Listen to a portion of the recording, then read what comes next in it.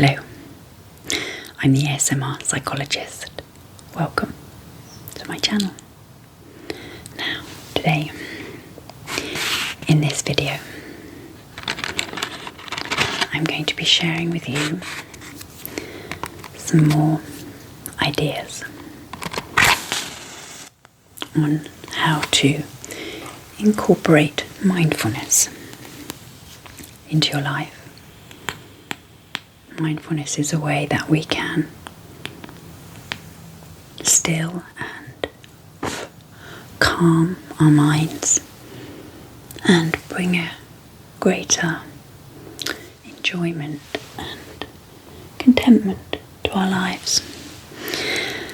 And in this series I've been sharing with you bits of this book full Catastrophe Living by Jon Kabat Zinn, who is a medical professor in the States, and he was one of the key figures responsible for bringing mindfulness and meditation over from Eastern philosophies and traditions and incorporating it in traditional Western medicine for physical and mental health, and it's been incredibly successful.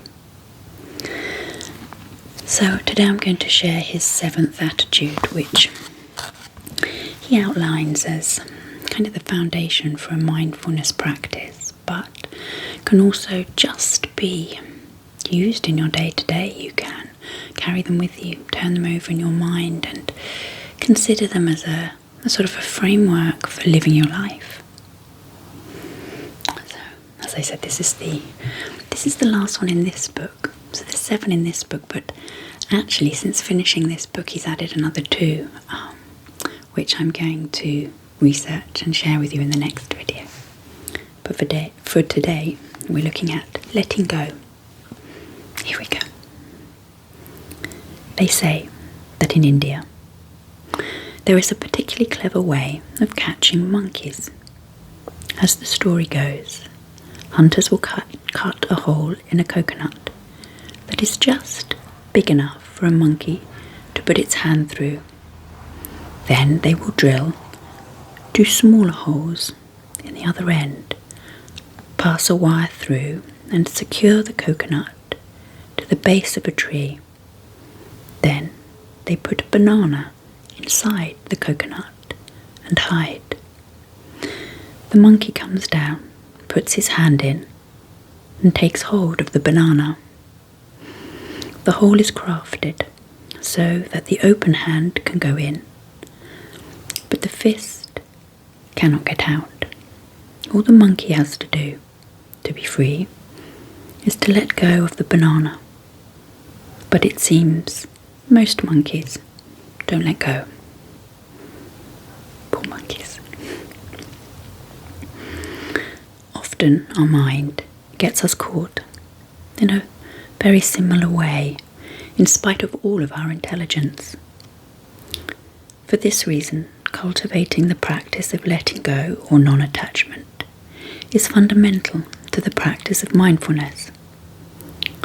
When we start paying attention to our inner experience, we rapidly discover that there are certain thoughts and feelings and situations that the mind seems to want to hold on to. If they are pleasant, we try to prolong these thoughts or feelings or situations, stretch them out and conjure them up again and again. Similarly, there are many thoughts and feelings and experiences that we try to get rid of or to prevent and protect ourselves from having, because they are unpleasant and painful and frightening in one way or another. In the meditation practice, we intentionally put aside the tendency to elevate some aspects of our experience and to reject others. Instead, we just let our experience be what it is and practice observing it from moment to moment. Letting go is a way of letting things be, of accepting things as they are. When we observe our mind grasping and pushing away, we remind ourselves to let go of those impulses on purpose, just to see what will happen if we do. When we find ourselves judging our experience, we let go of those judging thoughts. We recognize them, and we just don't pursue them any further. We let them be, and in doing so, we let them go. Similarly, when thoughts of the past or of the future come up, we let go of them. We just watch.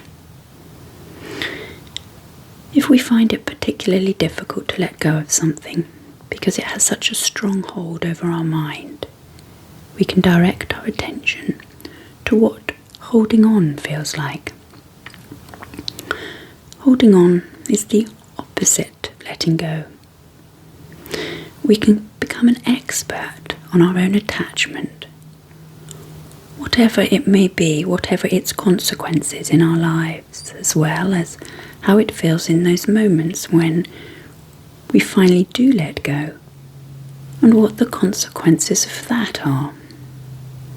Being willing to look at the ways we hold on ultimately shows us a lot about the experience of its opposite. So whether we are successful at letting go or not, mindfulness continues to teach us if we are willing to look. Letting go is not such a foreign experience. We do it every night when we go to sleep. We lie down on a padded surface with the lights out in a quiet place, and we let go of our mind and body. If you can't let go, you can't go to sleep. Most of us have experienced times when the mind would just not shut down when we got into bed. This is one of the first signs of elevated stress. At these times we may be unable to free ourselves from certain thoughts because our involvement in them is just too powerful. If we try to force ourselves to sleep, it just makes things worse. So, if you can't go to sleep, if you can go to sleep, you are already an expert in letting go. Now you just need to practice applying this skill in waking situations as well. Okay, so I hope that was interesting. I hope it's given you something to think about. I hope it feels as if it's something you can take into your life and use to improve it.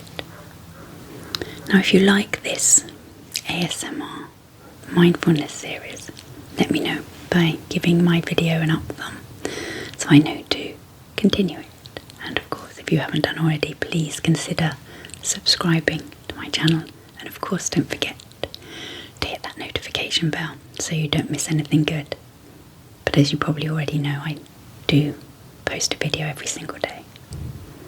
Okay, so thank you for watching today, and hopefully I will see you very soon.